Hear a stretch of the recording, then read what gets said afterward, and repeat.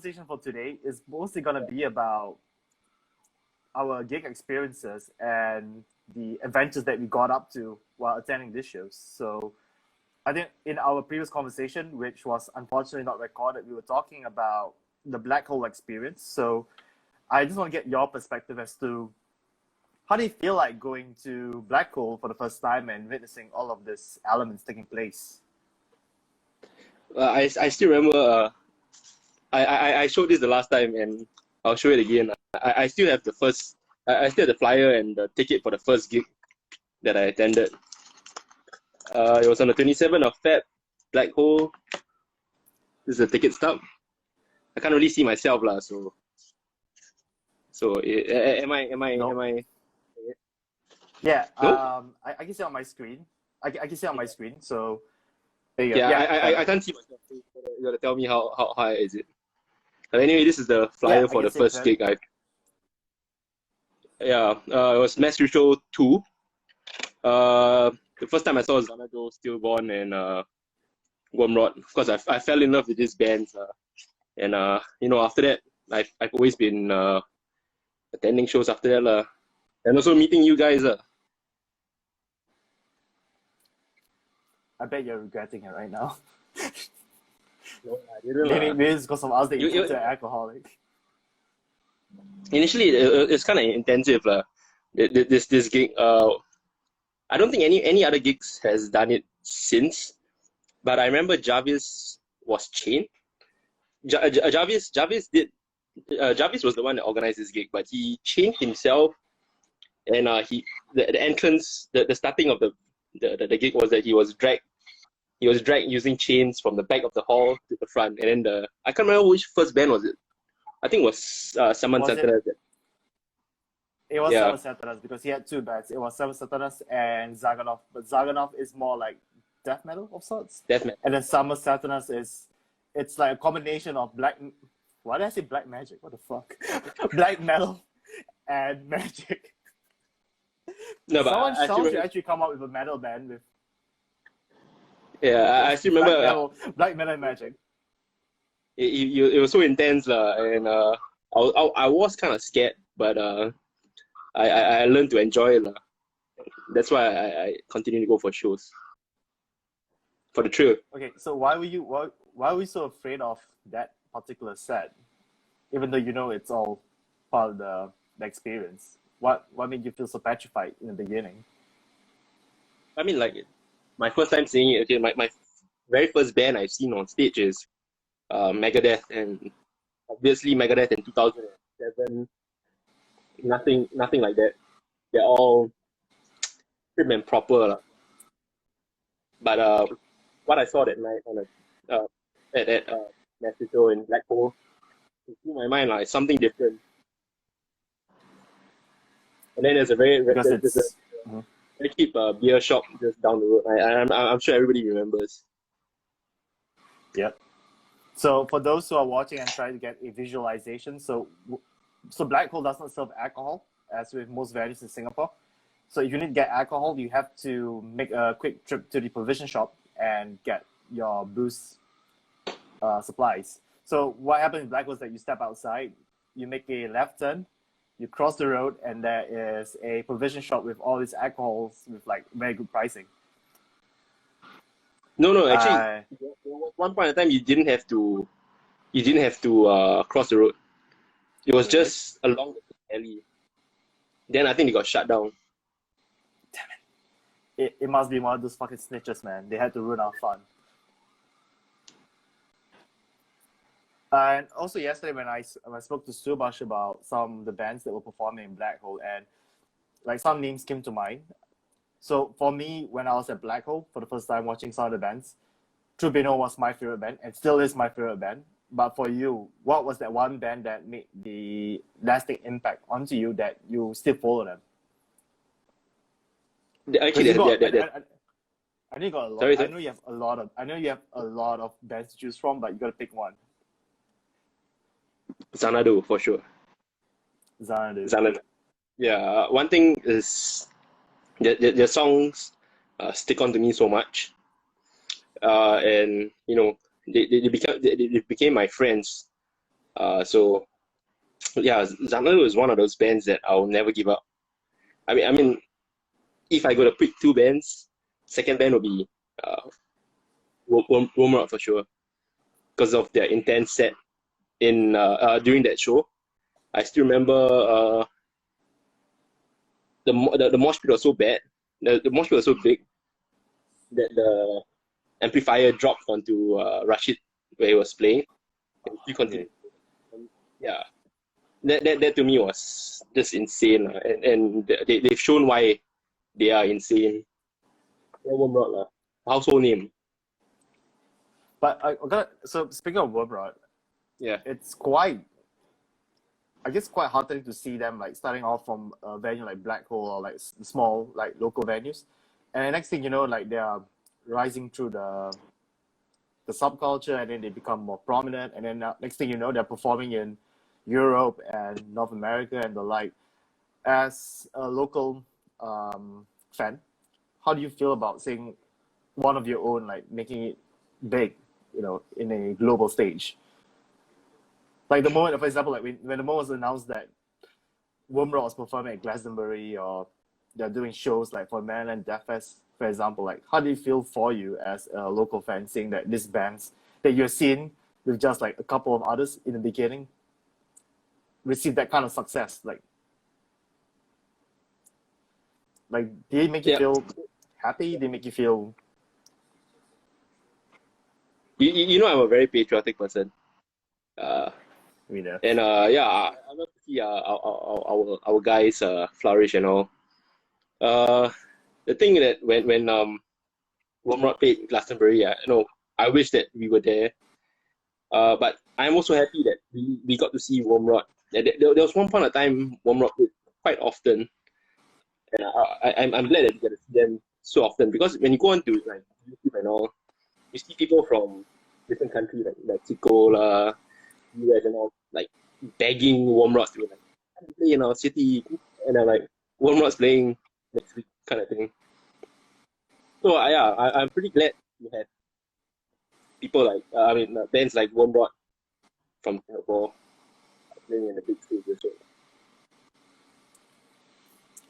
But have there been occasions as well in which when you travel overseas and you tell people that, hey, I'm from Singapore, and you're actually at a show, do they tell you that, oh, I know of a band in Singapore? Have you ever gotten that kind of situation? Yeah, of course. Two main bands. It's always either Wormrod. Okay, so first they pick up my accent, then they realize I'm from Singapore. Then they'll either say Wormrod or Impiety.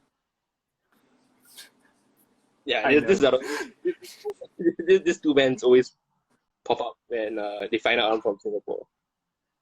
But it's cool to know that there are people that there are bands prominent in our from our scene.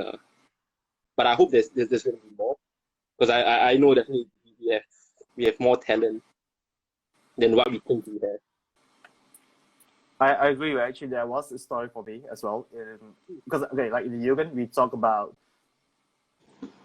like music and like our local bands and everything. And there was this one particular guy who just came up to me, Mike, and he was just like, "Hey, have you like checked out this band before? Like, do you know them? Like, they're a band from Singapore." And the band in question was Varalinen, which is a punk band, and they had like some sort of like a limited EP or something that was released. And he's like, "Do you know these guys?" And I was surprised, because you would think that this bands will only exist within Singapore, but the fact they were able to have extensive outreach was pretty amazing.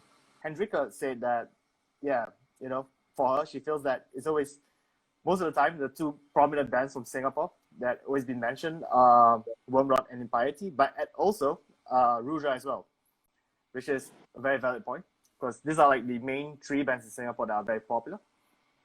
And yeah, that's true.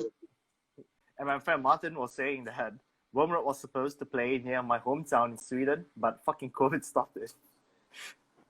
Fuck COVID, man. Fuck COVID, man. It's like, it's unfortunate. I mean, like, I wish this COVID didn't happen, because so many great things would have happened without COVID. But what the hell, man? Or actually, I addressed this in passing about bands that we watched in Black Hole, and then we didn't know what happened to them. So one of them was, I'll see if you remember this. Now, what was the band that Brandon and Jai were in? Do you know? Brandon and Jai? Yeah, and his brother, and one other guy. I think it was probably Joshua. Ooh, I can't remember. Arc of Death. Oh, I honestly, I've never caught them live before. No, you didn't? Okay, so I did, and it's so weird when I watch like footage of those bands performing like 10 years ago, and you just look at them like, holy shit! Like you see like a huge difference from them 10 years ago and then now. Like things have changed, and Yeah, man, Jai, places like he's playing for opposition party now, and we're very happy for him. I mean, he fits opposition party. That's why. So yeah. Sorry. Go ahead. Oh yeah. By the way, Zamir said that Arc of Death. Yeah. That is Shawn. Maybe if you spend less time getting drunk at venues and actually observe most of the bands, that would actually help. No, I'm just kidding. I mean, that's true, lah. We'll get to that later. We will get to that later. About the other band, someone says, Shawn, are you drunk? Alex, yes. 안녕하세요. She's in Korea now. About there. The other band I was going to talk about, everyone's favorite band, Stillborn. Sorry. Oh, Stillborn. Stillborn. Whatever happened to them? Okay. We quarantine can end, and we still not have a Stillborn album. That's the running joke in Singapore. So for those who are in the dark as to what this joke's all about, so once upon a time, there was a band called Stillborn, comprising of a couple of guys, which were, let's see, Satish, Leon, Tharani. Who else was in that band? I think is it Mitch? Can't remember. Jia Ting, the drummer. Oh yeah, Vina has just spoken. Stillborn. But anyways, they had this one song. There's one song that they are known for. The only one famous song that they have. And it's called Words of a Priest.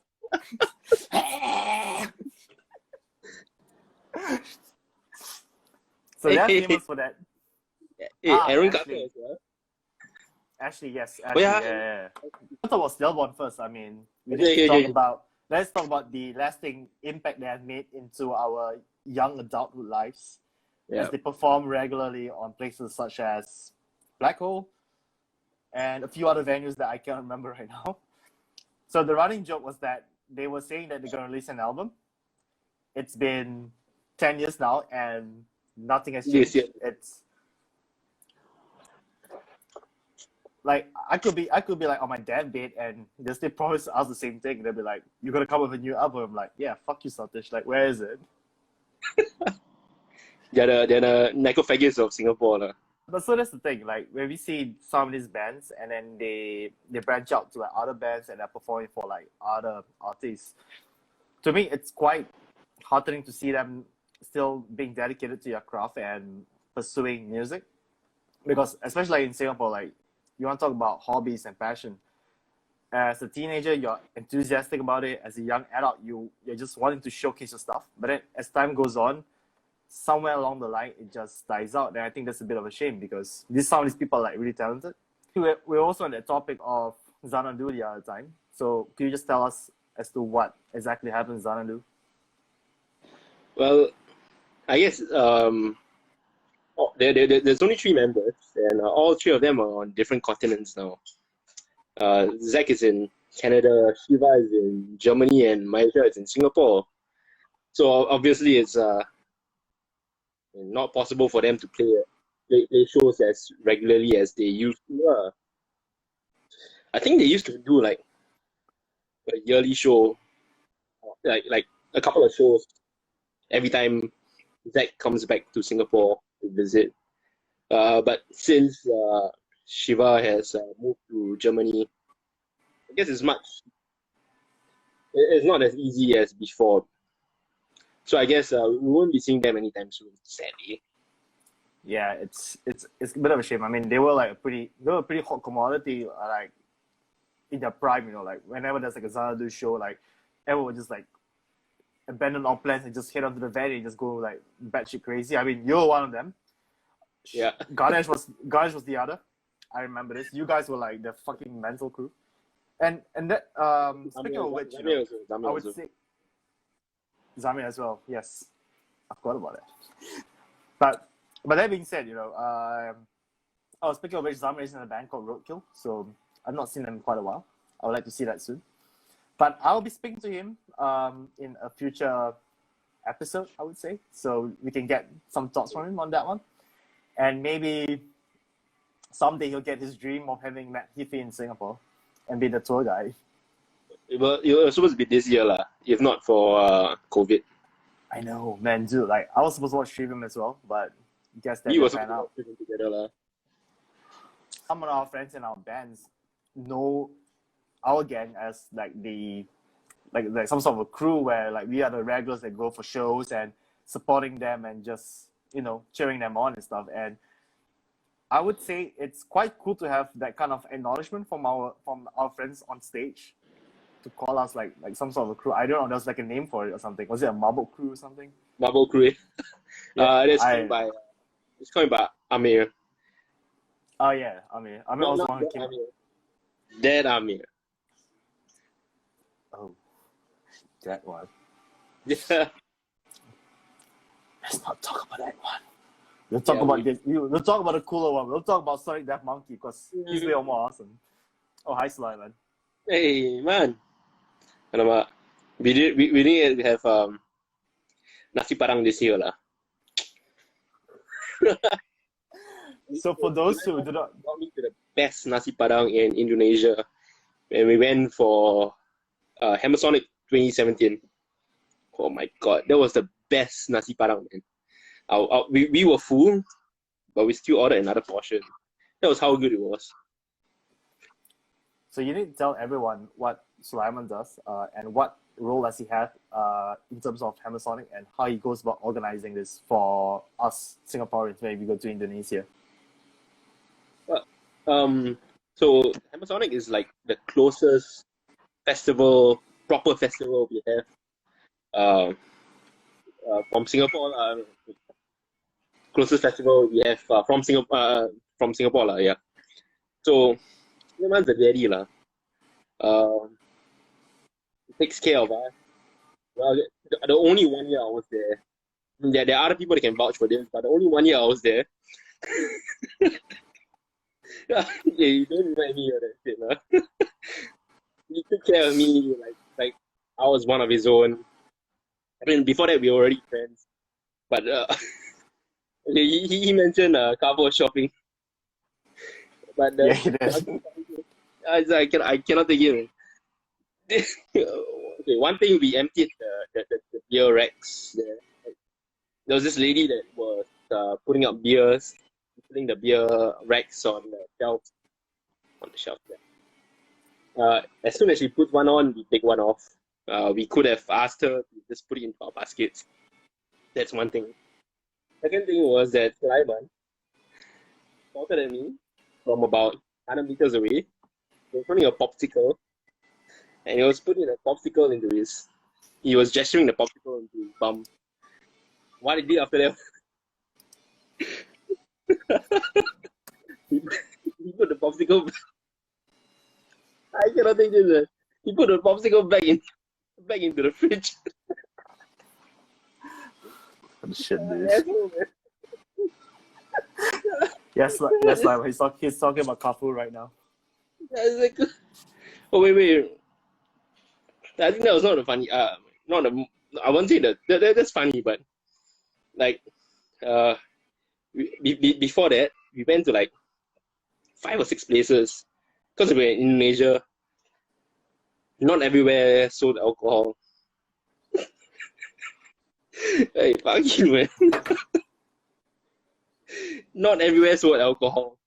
So we decided so we went to like 5 or 6 shops, and every single shop told us like, we don't sell alcohol. I mean, like, okay, fine, we just go to the next place, very respectful, all them. So we decided to have lunch. After we had lunch, we walked to it was like a roadside stall. After lunch, Sulaiman called me over. We were standing along the road, and he said, I still remember Sulaiman saying, "Shawn, I think God sent us an answer to our alcohol needs." And then he said, "Look up." I look up, there was a shopping center and it says Carrefour.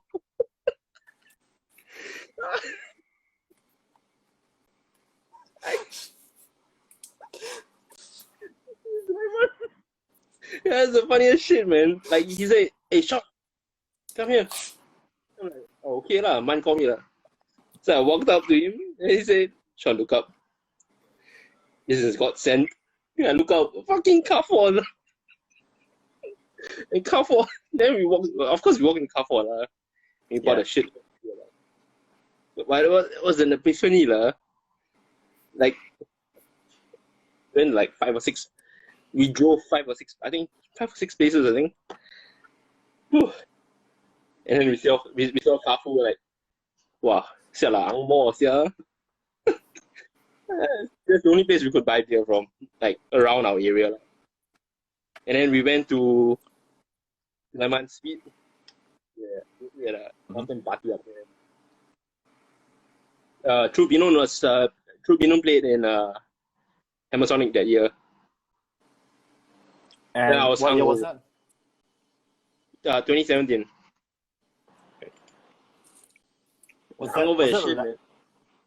it like the last time when they had Amazonic and then they went on like a hiatus for a couple of years and then? No. They had the 2018, 2019. They became like the carnival or some shit like that. Okay. This year we were supposed to go, but then we didn't get to go.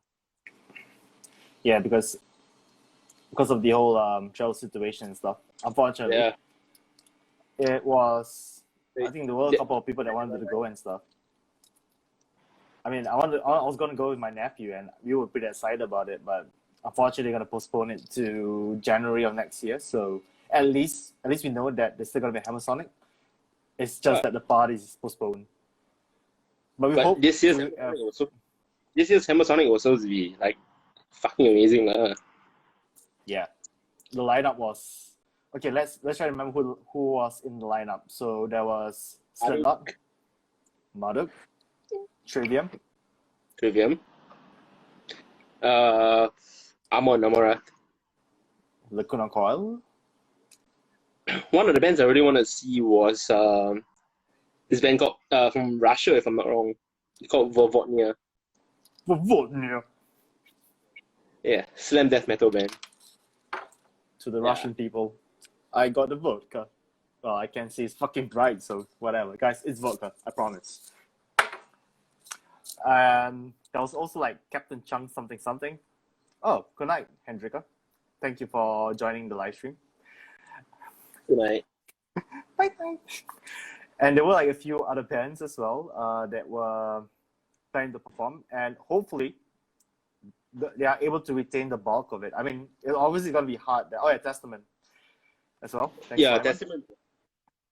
I was supposed to see them twice. Shit, you know what? I should get Sulaiman on one of these live chats one of these days, because that would be funny as well. I'm gonna put it in my chat. I think it's only 2 at one time for IG Live, so you cannot like add more people. But I will invite him. We'll do one episode. And Daniel Anthony has spoken. He said, "I sold you the ticket, Shawn."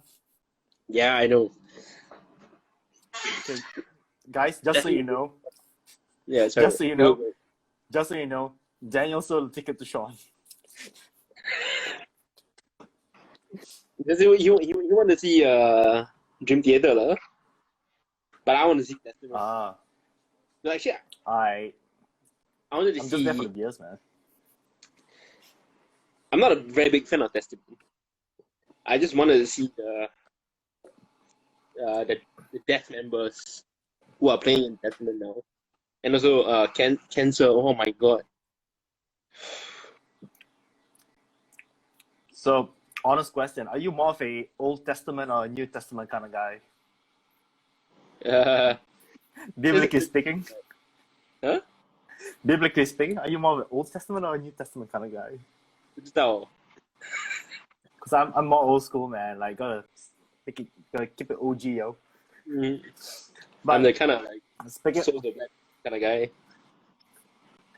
But speaking of which, in terms of like stupid banter and shit, like you and I, we go way back, and I want you to tell everyone as to how we met, how we crossed paths. I think the first time I met you was Tonic, right? Yeah. Tonic. So what happens is that from Black Hole, I knew Robin. Happy birthday, Robin. This is birthday. That was yesterday. Oh yeah, yesterday. Belated. But yeah, I knew Robin. Some friend you were. I think he saw the passion in me for the local scene and all. So I was kind of new. I mean, you guys were veterans already. Ooh. And then you asked me if I would like to help out at a gig to sell merch, which was cool. And Daniel just said "Jala" because he knows that I'm fucking buzzed, man. But yeah. So Robin asked me to sell merch. It was actually for Brett, who was the organizer for Tonic in Singapore that year. Brett is a cool guy, man. I love Brett. But so yeah, I was put to the merch store, the merch table with you, and then nothing. We became friends after that. We fought a bit. You asked me to take pictures of you with Doris. We got to go into the changing room. Not. Is it changing room? Okay, they are like backstage, I think. Oh my god, you're confused right now. Okay, so well, I'll fill in the blank. So I think what happened was that I helped out the merge group because prior to that I was interviewing the bands. So Tonic was the band in question that I was interviewing, and the other band was Melting Snow. Let's not forget about those guys. Oh yeah, Melting Snow, yeah. And KY was the cameraman. Wow, yeah. This sounds like a plot for like a porn movie. It's like you, me, KY is the cameraman, and then Doris comes in. Hey, we go JB, KY, JB. Yes. Okay. When all this is over, we gotta hit the Johor Bahru, right? We gotta have food. Wait, Sulaiman has this about leaving the light on. Okay, we got. Yeah,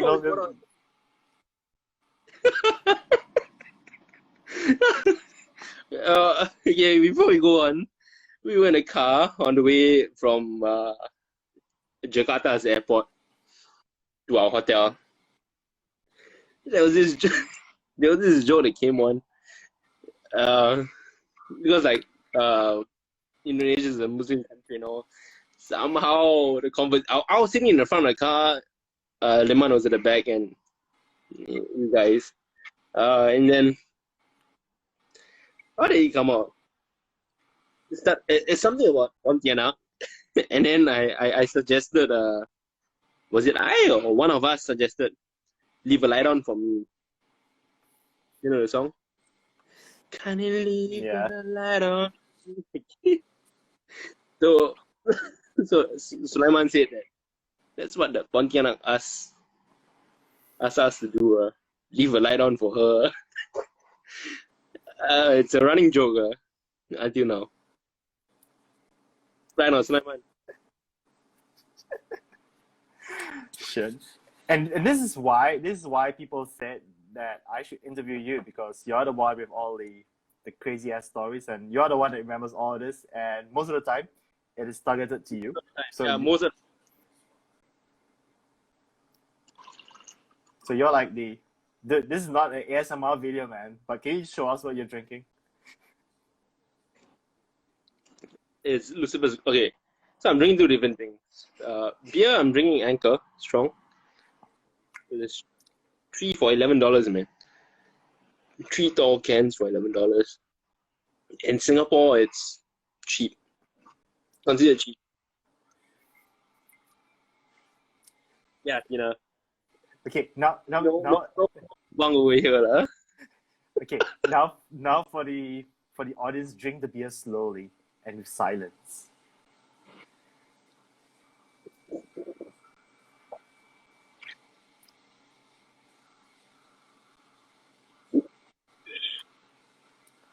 I'm gonna save that, man. Then I'll drink this first. That's a bit too much. The face also, Shawn. She's just ragging on you, man. This is the last can of beer I have, man. Like, unfortunately, But Yeah, yeah, look if louder for the on the back, man.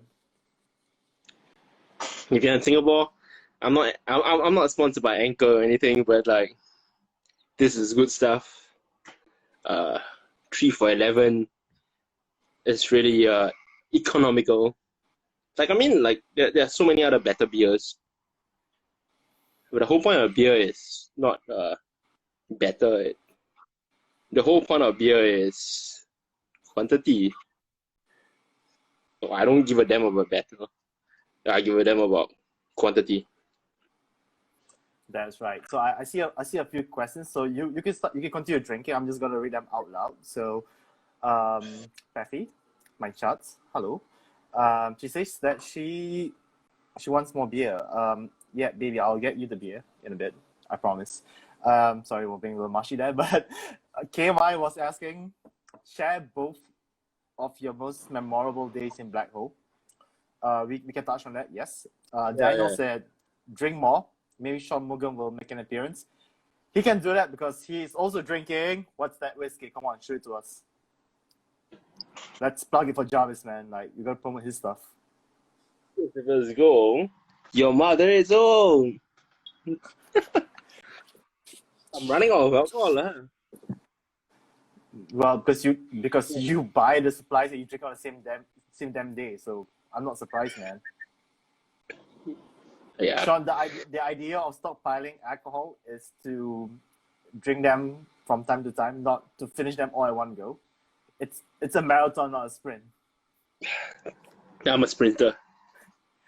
Yeah, and that's why you get into like really fucking crazy situations at gigs. But we're gonna talk about that. But before we touch on Shawnmugam, we're gonna talk about our most memorable shows and Black Hole. So, Shawn, why don't you start first? Okay, I think you're asking for like the most memorable days. I think like I was there like for Black Hole's closure, but that was not really memorable. I think one of the most memorable thing about Black Holes for me, yes, I mentioned about it, was my first time at Black Hole. Second one was kind of creepy lah. I was in another gig. It was not this gig. I can't remember which gig was it. But that was when the beer shop was open. So there was this beer shop. You exit Black Hole, you turn left, you walk 30 meters down, and there was this like mama shop, kopitiam kind of thing. They didn't sell anything else but beer, if I remember correctly lah. No. It was not across the street. No, Tina, there was another one. Like I think you turn right. Ganesh, wait, go read this one. Ganesh stole so much beers and wines. Bastard! Well, Tina, I don't know. what a way to write your friends out. You snitch. You're Tekashi 6ix9ine now. No, I remember it's just you exit and you turn left, and there was this like coffee shop ambience place with a whole entire beer fridge. I know they didn't sell beer. I know they didn't sell beer. I mean, from my drunk experience, they didn't sell beer, and I was drinking with I think either you or someone. I don't remember who I was drinking with, and then there was this, I never did lah. There was this black metal band that walked past me. I knew they were black metal because they were wearing corpse paint. And this guy stopped. Do you assume your genre? No lah. And this guy stopped and looked at me and he's like, "Hey, aren't you Shawn Tan?" And I'm like, that was 10 years ago lah. I was kind of scared lah. I'm like, what the hell, yeah? This guy just knew my name. And from the corpse paint, I couldn't tell who the hell this guy was. So it was kind of creepy and exciting. Yeah. So I think was that a fun memory then? Okay. I mean, to be honest with you, there are so many things that I cannot exactly recall about Black Hole, but I think some of the best days were spent with the Metal Hot guys. So just to recap, Metal Hot back then, or at least still now, the core of it would comprise of myself, Shawn, Tina.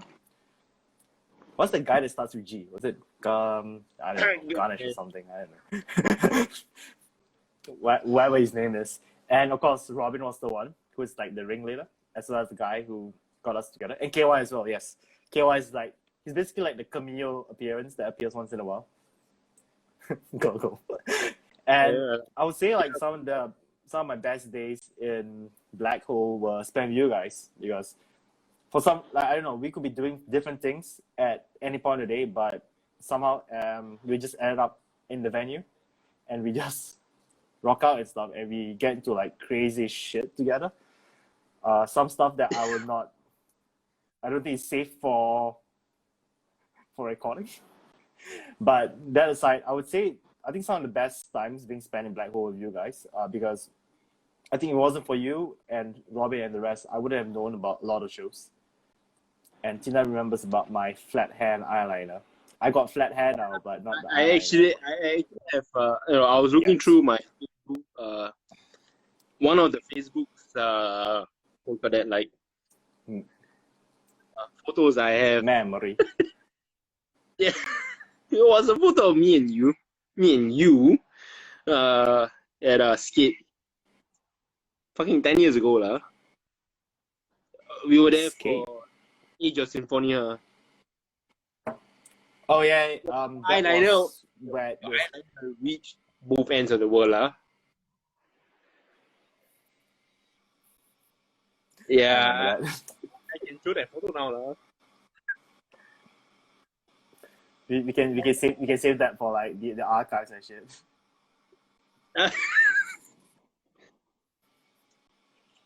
Which is your alter ego, Shawnmugam, which everybody loves. Everybody recognizes that. So we need to hear the origin stories of how Shawnmugam came to be. Okay. So it all started like Xanadu. Xanadu is where it all started, to be honest. So I became a fan of them. After that, I became friends lah with Shiva, and Shiva had a group of friends who I don't know how to say this like, but like they taught people for free. Like if you want, it's called Plato's Cave. Like if you wanted to learn a certain language, You know, so you pay you pay a certain amount, like $50 a year or something like that. And everybody within this community, we teach each other something. We either teach each other something or you learn something from someone else lah. And from there, I became friends with a couple of people, and majority of the people I became friends with were Indians lah. That was like my 2021 kind of year. Yeah, from there, you know, I just drank with a lot of Indian people, and then people just gave me the name Shawnmugam lah, because I was the only like, I probably wasn't the only Chinese there. I can't remember, but I think I was significant enough to get me Shawnmugam. I still remember who gave me the name. You know, it was Vidya. Who? Vidya? Sylvia. Vidya. Why would she? Oh, Why would Sylvia give me a name? Vidya would give me a name. okay. Yeah, but anyway, so Shawnmugam Tangapa is my nickname lah. Although I had one funny story about this name. So it's been my nickname for a long time.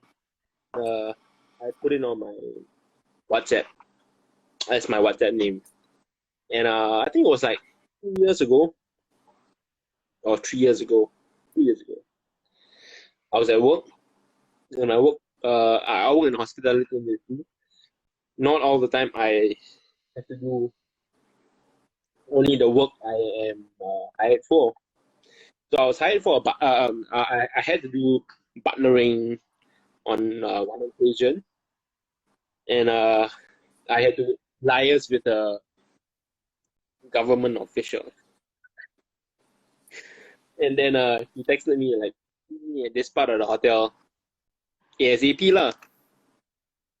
So like, yeah, I was on the way there, and I'm like, I'm texting him like, because my hotel is quite big, and I texted him like, "Hey dude, where are you, man?" And like, he's like, "I'm looking out for you." And when I finally met him, he told me, "I thought you were an Indian guy lah." So the last 15 minutes, I was looking for an Indian dude. And I'm like, oh shit, man. So of course, like recently, I've changed my name on WhatsApp back to a more Chinese name. So that, I mean, because of work. You mean your actual name? Yeah, but like a lot. But their name still lives on in our group chat, so it still lives. It's God, spirit. You guys are amazing I love you guys. If y'all don't know, there's a fucking group chat between the few of us. Yeah, Shawnmugam Tangapa is a group chat. Well, one of the cool things I think most of you all don't know, and I gotta shout out to my SPF people, is that standing in a range, a shooting range. Okay, like guns in Singapore is like no. I mean, standing in a shooting range, and your name gets called out, but the name that you are called out for is Shawnmugam is the fucking funniest thing ever. Gotta be fucking serious, you know, lah. But like your range instructor calls you Shawnmugam. I love it, lah. You know, I'm serious at the same time. Like I gotta shoot that whatever shit, but I feel so touched also. Okay, so final question before we end the chat. So one of my craziest memories of you is the fact that you punched the door at the substation. Oh, hi Carl. Hey, what's up, man? So we're at Jill, and so one of my fondest memories was you punching the door. And I want you to summarize the story as to how that transpired and whether you have any regrets doing it.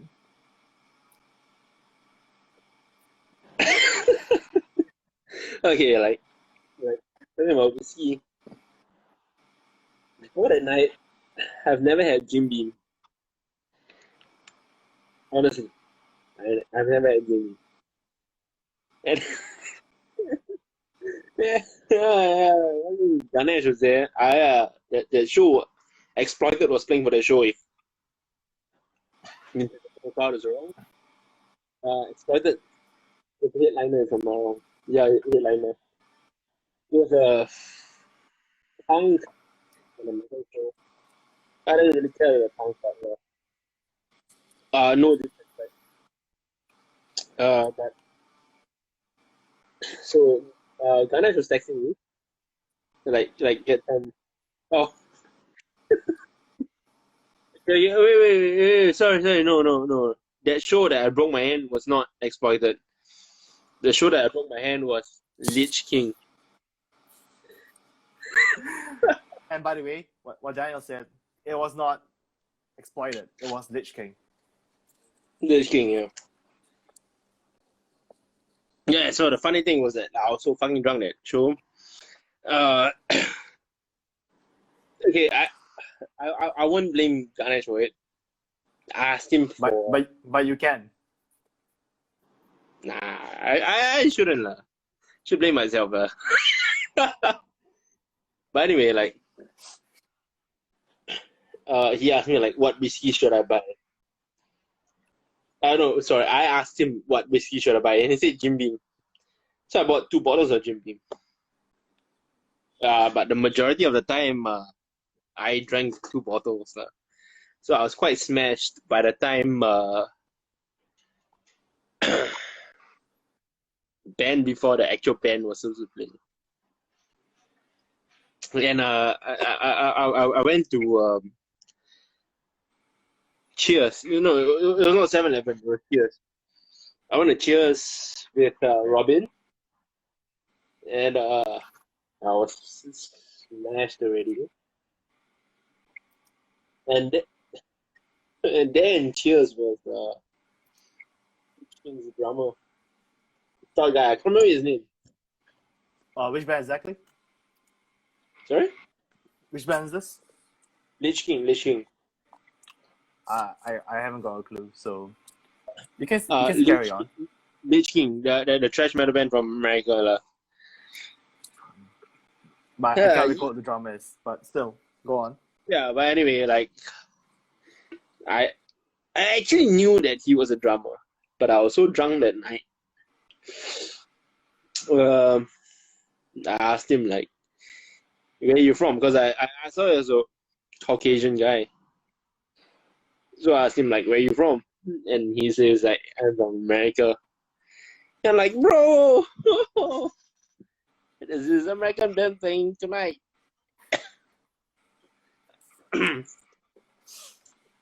That might not be my voice. But like I'm like, hey, there's an American band playing tonight. That's probably my voice. I have no idea. Drink up, man. Drink up. I think that's what you need. You need to drink up, buddy. No, I told him like, hey, dude, like, there's an American band playing tonight. I can't remember his reaction, but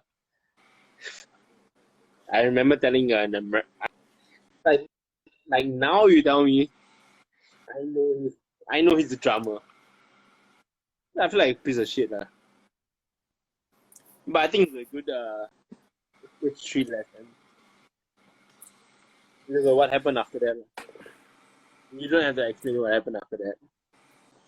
Oh, I will. So, I can't believe I have to like relive the story all over again. I hate to be the bearer of bad news, but I need to bring up some controversy in order to get these ratings up, man. So, what happened next was that Shawn was so drunk, he thought that he lost his bag, and then he went into like Rage. this rage, and he was just like shouting at everyone. He was just pick a fight with everyone, and he was basically like, what happens if you fit a wild boar some alcohol?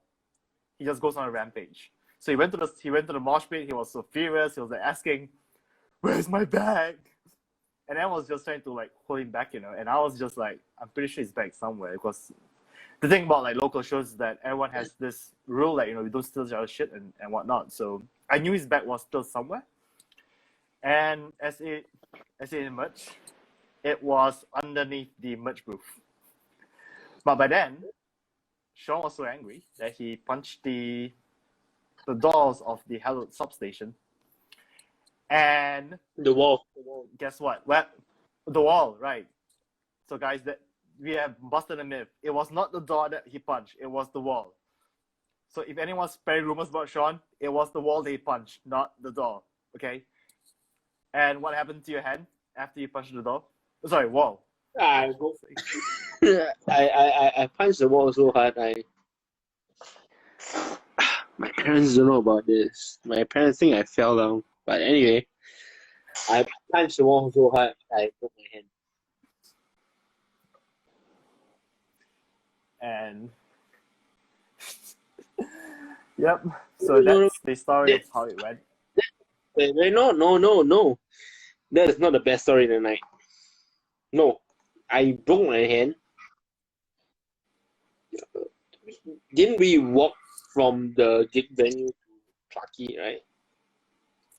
So we walked from the substation all the way to BK18 house, and you were so fucking apologetic all the way because you felt like a piece of No. shit. Yeah, I was a piece of shit and all that, but like, you remember what happened after that? You fell into a bush. You were singing.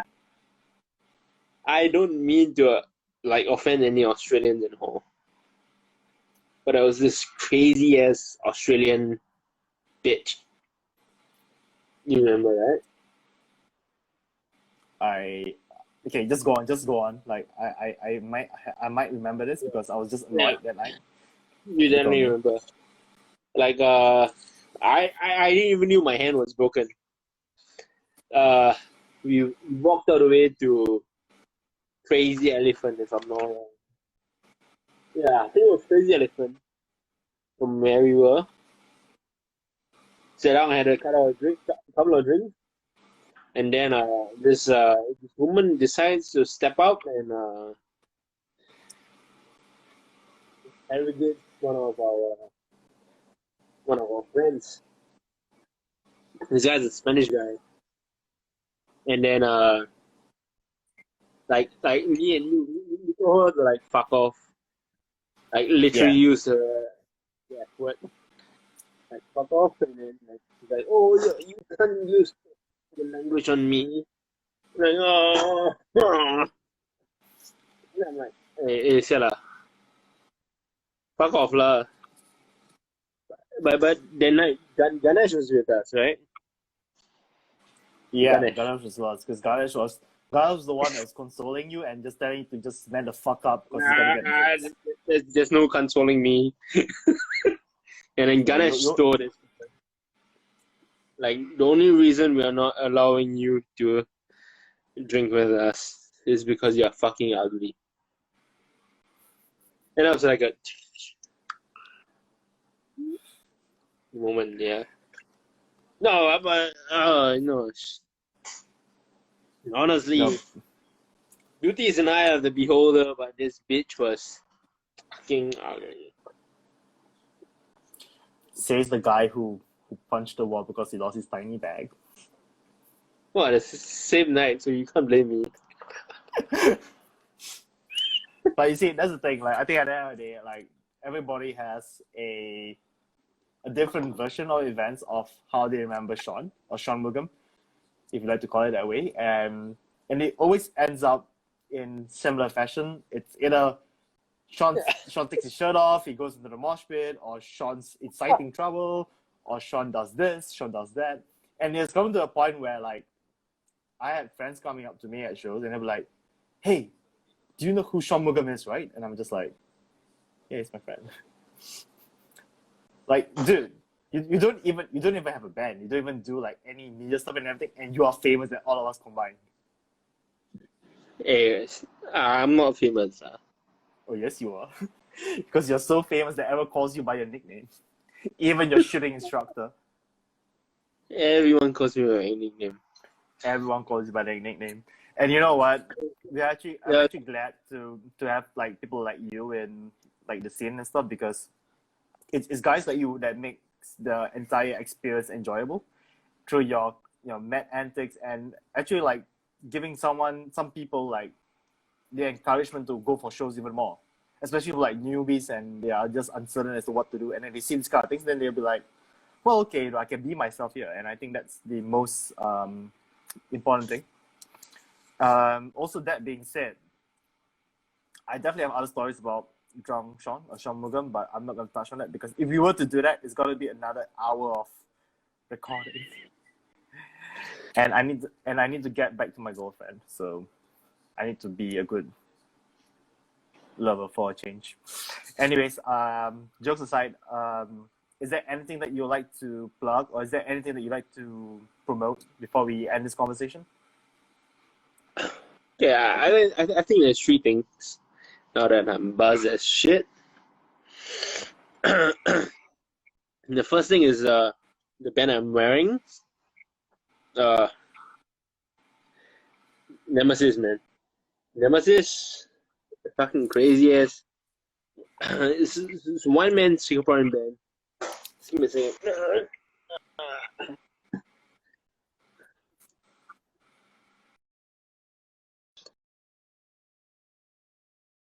Plays Game Boy music in like a I've got 3 of this that I'm sending to my foreign friends. So yeah, Nemesis, crazy band. No, I won't say band. It's like 8-bit death metal. Second is my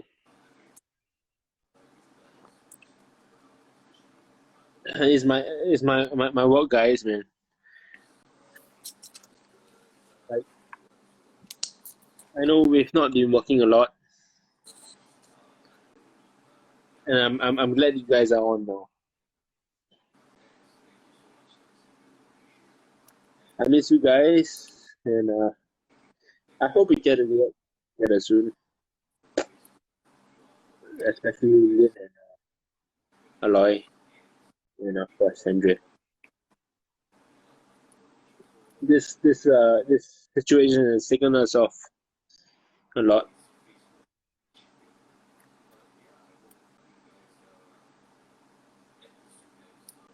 It used to be fun. It will be fun again. I'll make sure. Okay, as your manager, you motherfuckers will enjoy. And lastly, That's a ring endorsement. no man, like it was cool to see my guys join me on the stream. It's not easy to not see them. I would love to see them a lot more. I agree with you, and also like